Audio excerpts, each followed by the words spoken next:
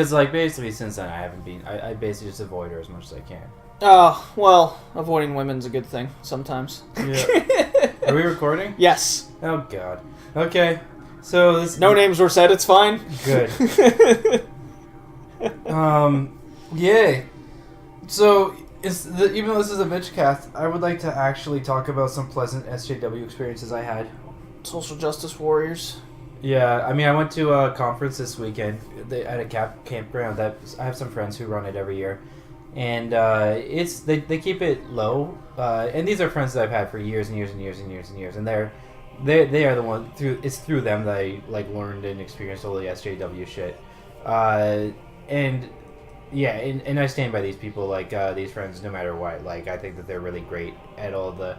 Like, I don't always agree with their positions. In fact, we frequently disagree. But at the same time, I think that they still do, like, good stuff. Like, way more good stuff than somebody like myself does.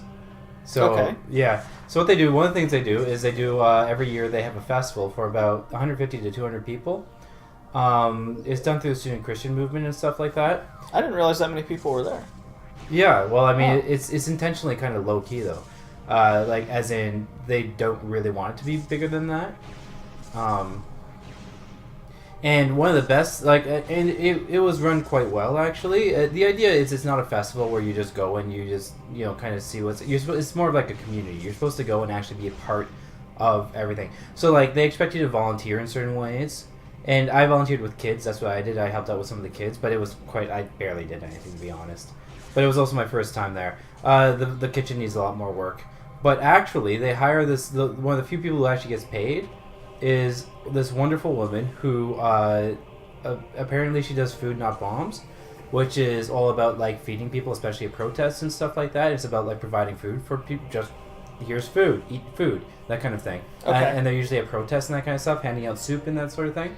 So there's this woman giving us just the most amazing vegan meals. She herself is feeding 150 people. Oh, wow. Using the camp kitchen and using all the stuff that she prepared, and and she's doing it for just on a shoestring budget. The entire thing for everybody costs $100 for like 4 days. That's including like lodging, that's including the camp stuff, that's including that's everything, and that's including the food. 4 days for $100 to go to this festival. And you get fed 3 awesome meals every day. It's stuff like you wake up and she's got granola, like homemade granola, mixed with berries and raisins and all that kind of stuff, and some kind of. And there was some stuff that wasn't vegan. It was more vegetarian. Like there were some egg dishes, which isn't even vegetarian. But she had a couple of egg dishes or whatever. It was just it was phenomenal food. Like one time she gave us like strawberries. With chocolate sauce, and chocolate had like coconut and nuts in it and stuff like that. And it was all homemade. It was incredible. It was, and lots of the standard vegan food that you expect, like a lot of the bean stuff and legumes and all that kind of thing. Lots of the salads and all that. But yeah, it was still just incredible food. So why was it nothing but vegan meals? It kind of goes with the ethic, I guess. Huh. Okay. I mean, I think most of those people I think part of social justice, especially good social justice, is recognizing the harm that meat causes to the world. And I recognize the harm, and I still kind of eat meat because I'm just, not as dedicated. I'm still more of I'm still one of those kind of like, I'll just eat it still the same. And I have some friends who were vegan for years who ended up going back to meat, and then just kind of, just because they didn't want to be a bother is what it was, in social situations and that sort of thing, which I kind of understand. It's more that like they identify that it's better to not eat meat, but at the same time it's like, living is compromise. That sort of thing. I don't know about the not eating meat thing. It's such an intricate part of our diet. Yeah, because we made it into an intricate part of our diet. Because of it doesn't have to be a part of our diet. I'll put it that way. No, I guess not. I mean, there's other like you can get your source of protein from like peanut butter instead. And it's not even that. It's just like eating meat that was ethically raised, because it's just like the same ways that. Well, that's a different topic in itself. Well, that is the topic. That's the point. Oh, that's what you're going for. That's the point, right? Okay. That's why we're eating that like not only is it horrible to the animals, but oh wow, this is what you're doing to these things. Speaking about being horrible to animals, but yeah, I'm letting this eat me, and then I explode it from the inside. yeah, but raising so many cows just creates so many greenhouse gases. No, that is a fact. More cows give off methane than what was that? I can't remember the stat. Well, and you also Top of have to my head. you have to start bulldozing the Amazon rainforest and shit, which is what they're doing in order to make pasture for all these animals, which is what they actually are doing. They're actually destroying rainforests in order to make pasture for all these animals. And so, I mean, like, I also don't think it's really the consumer's job to regulate the industry. I don't think that boycotting really works, you know? I think that's just mob justice, which is a really terrible form of justice. So that's why I'm not so big on well, we should all just be vegetarian, and that's the answer. I don't really think that's the answer. I think really it's just we need to have ethical meat production, and at the same time, I don't think we're really like any chance I have to kind of like in my own way, sort of make that choice. Like if I recognize that the meat I'm eating is like done in a really fucking shitty way. Like, actually, in Alberta, they had this big uproar because Earl's, the major chain, in one of the major family restaurant chains. Yeah, I like Earl's. Yeah, they got one in Toronto here. They got one in Saskatchewan. Yeah, actually, we have a few in Toronto. Yorkton, of all places. Yeah, they got in big shit because they stopped buying Alberta beef. And they got a huge shit because Albertans are fucking stupid and they're and they're nationalists, but like, I mean, nationalists the province. Ted's from Alberta. Yeah, I mean, well... I'm partly from Alberta too, right? Like I lived there I grew up there until I was 8 years old, right? Oh yeah. But I'm still gonna say they're fucking idiots. And Ted would probably agree with me on this one too. That they just want to say, well, you're not buying Alberta beef, don't you fucking hate Albertans or something? It's like, yeah, but your Alberta beef is fucking low grade. Earls wanted to buy higher quality beef. Is what they were saying. They wanted to buy the higher quality stuff. Oh, yeah, I guess that's like... the higher grade meat, and Alberta wasn't prepared. Alberta farmers just weren't making that available. So it's like, well, forget it. We want to get the good stuff. We don't want the shit stuff. I understand it's not that simple. I understand there's a lot of, like, subjectivity to what constitutes higher grade. It's like living in Michigan and you're not buying a car from GM. Yeah, exactly. Yeah. Because I don't want a car that's built to break in 5 years. Or I don't want an engine to crash through the driver's seat. Yeah. If I hit a car. Yeah, and I think it's really shitty that GM insisted that the U.S. tear up their rail lines 100 years ago. I understand it's 100 years ago, right? But at the same time, I think that's a pretty shitty thing to do. 50 years ago that started. No, it was probably like 60 now. No, it was like 100 years ago. The whole country had rail. Yeah, it was there, tore them up. And then it was torn up for the auto industry. Yep. And because they lobbied for that to happen. Yeah. Yeah, it's horrible. Texas is a prime example of horrible lobbying gone wrong, where there was a rail line from the suburbs to downtown Houston in the 90s. Yeah. And then in the late 90s, they decided to tear them all up and instead build what is now known as the 20-plus lane highway system in Houston, and it's still bumper-to-bumper traffic because that's still the only way to get downtown. Yeah. I know, it's such a shame. Like, the major obstacle for public transit and everything is that it's so expensive to build. And they had it, and they tore it up. Yeah. No, I mean, I remember at the beginning of Obama's first term, he wanted to build the super train. He wanted to build the super train and the whatever name it was, triangle, where it would go like Cleveland, Columbus, Toledo, Detroit, Chicago. It was some system right there where it would connect all those cities, and the auto industry lobbied to have it shut, like that whole operation shut down. Yep. Well, and in all fairness, those types of schemes they generally never get funded because they're way more expensive than anybody ever considers.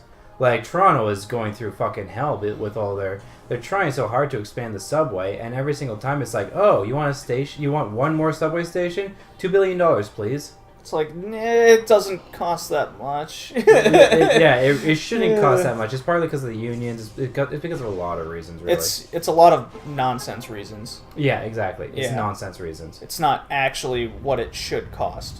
Yeah. Like, if it actually cost that, then no city in Europe would be able to have any... Like, okay, if Romania, one of the poorest countries in Eastern Europe, can have sensible public transportation... Pretty sure a place like Toronto could as well. Yeah. Well, it's because a lot of our like employees, the people who build that stuff, they're making like 6 figures. Right? A lot of the people who build the fucking shit are making incredible amounts of money. And the people who run it are making incredible amounts of money. Yeah, I forget. Yeah. Yeah. Yeah, it's yeah, that's... It just that's makes an the whole issue that thing makes me... incredibly Yeah, expensive. public transportation... After living in Europe, public transportation is one of those things I think should be in every city. Everything should be connected, no problem. You shouldn't have to own a car. Yep, absolutely. That's just one of the ways that we can just make the world a better place, is like get rid of a lot of these cars that we don't need. Yeah. I own a car for luxury purposes right now. Yeah, and you don't drive it all the time. I wouldn't be able to bowl without... Yeah, like you use it for things when like public transit totally fails. That's also because Toronto doesn't exactly have the greatest public transit system. Yeah, I can't get out to that bowling alley in Mississauga easily on public transit. Yep, that's right. With 2 bags of bowling balls on my shoulders. Whereas if you were in when I lived in Germany, yeah, I was able to do that because I was able to just go from essentially my house I was staying at to the bowling alley, hardly carrying it. Yep. Yeah. And that's just the way it is. Yep. I mean, we live in Toronto where they insist on the fucking streetcars. Streetcars are one of the worst, fucking most inefficient vehicles you could have ever devised. Every time they turn, they take an entire fucking traffic. The signals have to change like 2 or 3 times just as the streetcars. It takes like a full 2 minutes for a streetcar to turn. Well, like a full minute for a streetcar to turn. I feel like the streetcar system here they really fucked up on. Because remember when I first moved here and we went to that party and then we had to stop at Bathurst Station? I go, but the rail line keeps going up the hill. Why doesn't it just keep going? And you're like, well, they didn't... It's not built right because of the winter. The trains can't go up. Oh, did I say that? Yeah. Oh. Like the streetcars aren't... And I looked it up afterwards. They didn't build the streetcars engine power enough to go up the hill.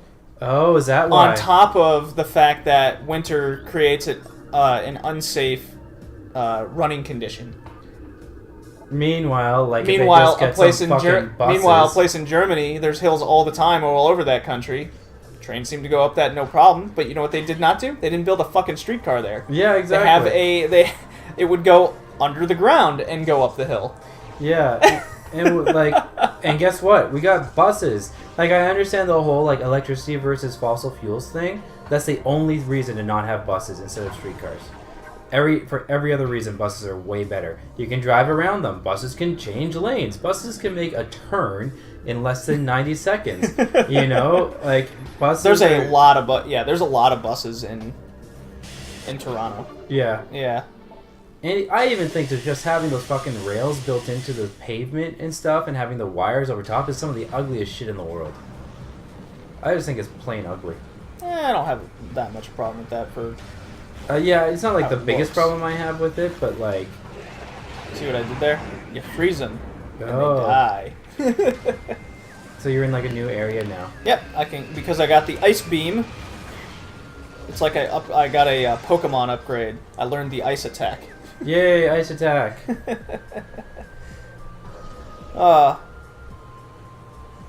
Yeah, I could go on and on about public transportation. It's one of the issues I look at actually on a public level.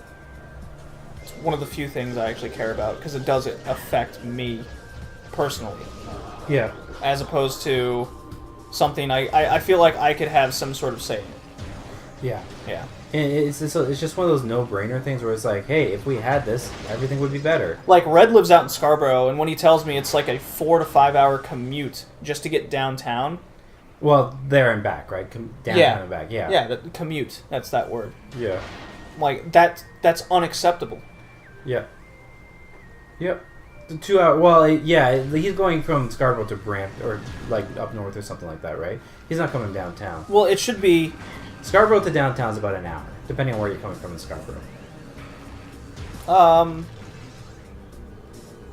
It depends on where you're going downtown. He has to take a bus to another bus station, wait for that bus. I mean, when it all adds up with the waiting and the going, it adds up to like 2.5 hours. Oh, jeez. Okay. Yeah. Yeah, that's insane. That's unacceptable. Yep. And I'm like, and then you realize, why isn't there a faster line going from a major suburb? Yeah. To the heart of the city. Yep. Like, all you have to do is have that main subway hub station on the just on the fringe of Toronto to Scarborough, like one solid line. Because there's nothing but highway in between, so you don't need stops in between. Not really. I don't know. To me, it's like common sense that just wasn't done. Yep. Well, like, Toronto used to be one of the best cities in the world for public transportation. They used to win wars and stuff. Sometime in the 70s, they decided to start cutting all that shit. Like, they were going to plan a giant highway that was going to go north-south, and they're going to turn Dufferin into a highway at one point, and it just never happened. And Toronto was on track to having awesome public transportation, and as it turns out, Toronto is one of the top cities in North America for just bad traffic. It's one of the worst cities for traffic. The 401 is, I think, the number one in North America of... Busiest highway in North America. Highway. Yeah, it's the busiest highway. Hey, you got back to your ship. Yep, I'm outside again. Yay! I'm really trying to jump up there. That must be like, you know what, if I was Samus, I'd be like really happy to see my ship. I just feel like so happy to see it. Well, Samus is a total badass. So she just doesn't have that kind of need to like visit her ship all the time. Yeah, she's just like, whatever. It's just hanging out here. Yeah, but at some point they just started cutting all that kind of stuff, saying, yeah, fuck traffic. And now Toronto's one of the worst cities in North America for traffic. I think Honolulu's at the top. Seattle's pretty far up there. Honolulu, Seattle, LA, and Montreal, Vancouver, and then a few others. Houston. Do you think Houston's in there? Oh, big time, man. I'm going to look it up. Top 10 worst cities for traffic in North America. Houston is definitely in there. And of course I know it's like a day-by-day I did grow up there, man. Yeah. It is bumper to bumper. It's John, think about it. It's a 20-plus lane highway system, and it's bumper to bumper traffic. You wouldn't even think that's possible. Like, the 401's like, what, 6 lanes? Yeah. Well, okay, so this is from Business Insider. They've got the top 20, and I'm just zipping all the way down to... We'll start at the first. Aren't you in the comments now? No. Oh, okay, I see him. Top one is Los Angeles. Second, Vancouver. Third is Miami. I don't buy that one. You? Miami? Yeah, I don't buy Miami. What would they say? Congestion, 26% increase in driving time over no traffic. Morning peak 42, and then evening peak is 52. And they do that by GPS information. So basically, you in the evening you add another 50% of your time. That would take over no traffic. I don't know, I've never been in Miami. I'd have to experience it for myself. Seattle, you add 70%. So Seattle's number 4, actually. Yeah. Number 5, Tampa. Number 6, San Francisco. Washington, D.C. Houston's number 8. Yeah, there you go. Houston, 65% increase during the evenings. 65% increase in the evenings. So it's almost like you're getting pretty close. Oh, Toronto's right after. Toronto's number 9. Aha, Houston's worse. This is an excellent. I actually think whenever I drive here, I'm like, Houston's still worse than Toronto. So in Toronto, I still feel like I'm going somewhere. Houston, you're going nowhere. Well, Toronto's just constant. That's kind of the thing. It's like morning peak is 47%, which is like basically half the time, which is almost as bad as the evening peaks for the other ones. And then evening peak is 56. So it's like it doesn't change very much, but it's just constant traffic. It's like get rid of the fucking streetcars, put in buses. The other thing that I think isn't taken into account is the accident rate. Yeah. Because Houston on I-10, there's always an accident, so you can just add another hour on top of that 65% increase. Because from where my parents live to where the office is in Houston, it's like 12 miles, right? And if there's no accident, it'll take maybe an hour to get home. 12 miles will take like an hour. If there's an accident, just add another hour. That's 2 hours. I know, it's insane.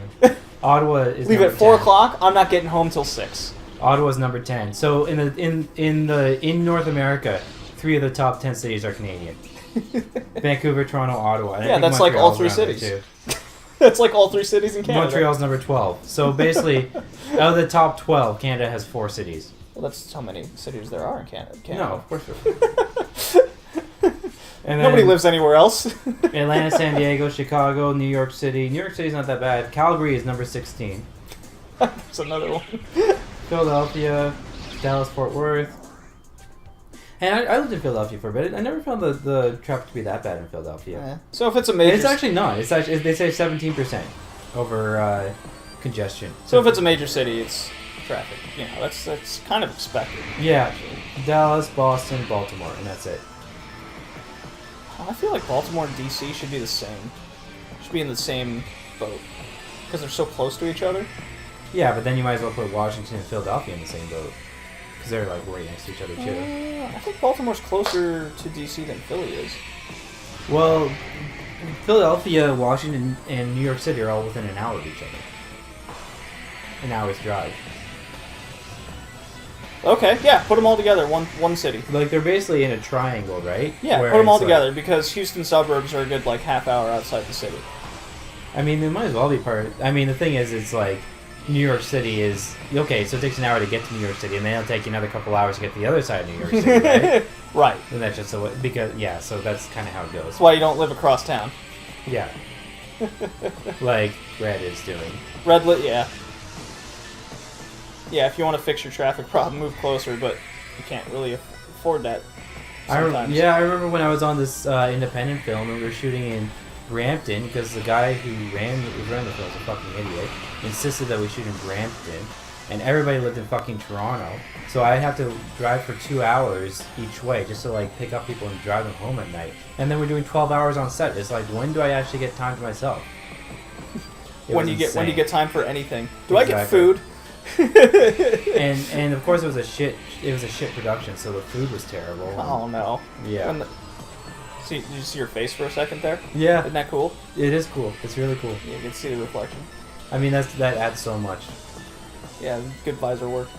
So, Social Justice Festival is fun. If you have bad food on wherever you are, like, if you're at your job and you have to have bad food, like, I've been on oil rigs where the food was horrible. There's nothing worse than being forced to be somewhere and you're forced to basically eat, because you can't not eat, right? Yeah, absolutely. It raises morale so much, and that's what I was talking to my friend who helps organize the Social Justice Festival, and she was just saying how much it, like, just having that one person that, like, got in the kitchen who makes all this food for all these people, and how much it just adds to the festival.